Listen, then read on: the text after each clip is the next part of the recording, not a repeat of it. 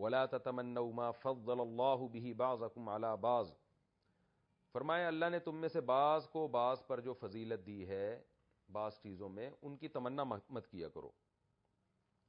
اس حدیث کا ایک شان نزول ہے کہ خواتین رسول اللہ صلی اللہ علیہ وسلم کے پاس آئیں،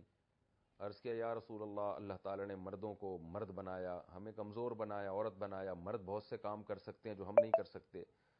تو وہ جہاد کرتے ہیں، وہ یوں کرتے ہیں، وہ یوں کرتے ہیں۔ اس پہ قرآن کی آیت نازل ہوئی کہ کچھ خدا کی طرف سے عطائیں ہوتی ہیں، نعمتیں ہوتی ہیں، تو اللہ نے کسی کو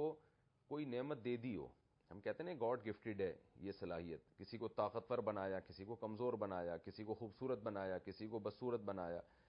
تو اللہ فرماتے ہیں کہ اللہ نے بعض کو بعض پر فضیلت دی ہے تو اس کی تمنا مت کیا کرو، یہ چیز اختیار میں نہیں ہے۔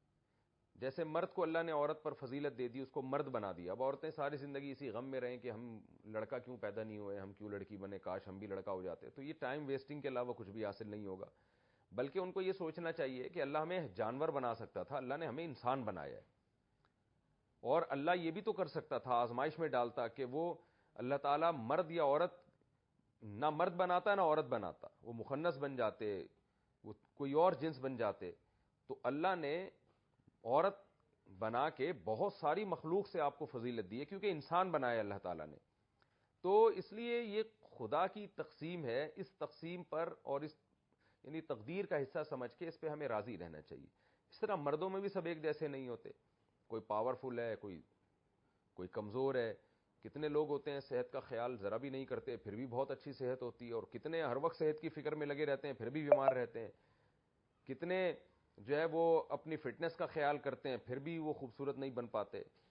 اور کتنے بغیر خیال کے خوبصورت ہوتے ہیں۔ تو یہ کچھ چیزیں خدا کی طرف سے، کچھ ذہین ہیں، کچھ ذہنی لحاظ سے کمزور ہوتے ہیں۔ تو ایک عمومی آیت ہے، اللہ تعالیٰ فرماتے ہیں وَلَا تَتَمَنَّوْا مَا فَضَّلَ اللَّهُ بِهِ بَعْضَهُمْ عَلَىٰ بَعْضٍ، جس چیز میں اللہ نے تم میں سے بعض کو بعض پر فضیلت دی ہے اس کی تمنا مت کیا کرو، بس اللہ کی تقدیر پر راضی رہو۔ پھر زندگی گزرے گی کیسے؟ فرمایا لِلرِّجَالِ نَصِيبٌ مِّمَّا اكْتَسَبُوا، کیونکہ سوال خاص خواتین کے بارے میں تھا، عورتوں نے سوال کیا تھا کہ ہمیں مرد کیوں نہیں بنایا، تو اس لیے اللہ نے فرمایا لِلرِّجَالِ نَصِيبٌ مِّمَّا اكْتَسَبُوا، مردوں کے لیے حصہ ہے مما ان اعمال میں اکتسبوا جو وہ کمائیں گے،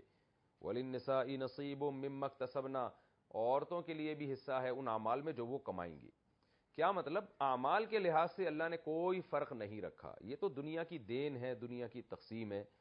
کہ زندگی کا ایک نظام اللہ چلا رہا ہے، تو اس کی بیس پر اللہ نے تقسیم کی ہے، سبھی مرد بن جاتے، سبھی عورتیں بن جاتی تو کیسے نظام کائنات چلتا؟ سارے ہی طاقتور ہوتے تو کیسے نظام چلتا؟ سارے ہی مالدار ہوتے تو کیسے نظام چلتا؟ تو اللہ نے کچھ کو مالدار بنایا، لیتخذ بعضهم بعضا سخریا، تاکہ بعض کے تابع بن کے رہیں۔ تو یہ نظام ہے اللہ کا اس کائنات میں بنایا ہوا۔ فرمایا اعمال کو فوکس کرو، اس لیے کہ مرد اور عورت ہونے سے اعمال پہ فرق نہیں پڑتا۔ ایسا نہیں ہے کہ مرد عمل کرے گا تو اس کو ڈبل اجر ملے گا، عورت عمل کرے گی تو اس کو اجر ہی نہیں ملے گا یا آدھا اجر ملے گا، نہ، اللہ نے فرمایا مرد جو عمل کریں گے تو ان کو بھی اس میں سے پورا پورا حصہ ملے گا، عورتیں جو عمل کریں گی ان کو بھی اس میں سے پورا پورا حصہ ملے گا۔ تو اعمال کو فوکس کرو، قیامت کے دن اس بیس پہ فرق نہیں کیا جائے گا کہ مردوں کو ایک نماز کے 10 گنا ثواب اور عورتوں کو ایک نماز کا صرف 1 ہی گنا ثواب، ایسا نہیں ہے۔ وَاسْأَلُوا اللَّهَ مِن فَضْلِهِ، اور اللہ سے اس کا فضل تلاش کرو، یعنی اس بحث میں مت پڑو کون مرد کون عورت، عافیت والی زندگی مانگو اللہ تعالیٰ سے۔ جیسے ہوتا ہے نا ہمارے ہاں کوئی جب بچہ پیدا ہوتا ہے تو لڑکی پیدا ہو تو بعض لوگوں کے منہ بن جاتے ہیں، تو کیا نصیحت کرتے ہیں بڑے لوگ؟ بھائی شکر ادا کرو کہ معذور نہیں ہے، شکر ادا کرو صحت مند بچہ پیدا ہوا، اگر کوئی اندھا کاڑا لنگڑا پیدا ہو جاتا تو ایک آزمائش بن جاتی۔ تو اصل چیز ہے عافیت، لڑکی ہو یا لڑکا ہو عافیت کی زندگی مل جائے، آزمائشوں سے پاک زندگی مل جائے، مستقبل اچھا ہو جائے، یہ اللہ سے مانگا کرو۔ تو تم مرد ہو یا عورت اس بحث میں مت پڑو، اللہ سے اس کا فضل مانگو کہ اللہ ہماری جو زندگی ہے وہ اچھے اصولوں پہ گزرے، اچھی زندگی گزرے، قبر کے عذاب سے حفاظت ہو اور آخرت میں جہنم کی آگ سے حفاظت ہو۔ ان اللہ کان بکل شیء علیما، بے شک اللہ تعالیٰ ہر چیز کا علم رکھتے ہیں، اللہ کو پتہ ہے کس کو کیا بنانا ہے۔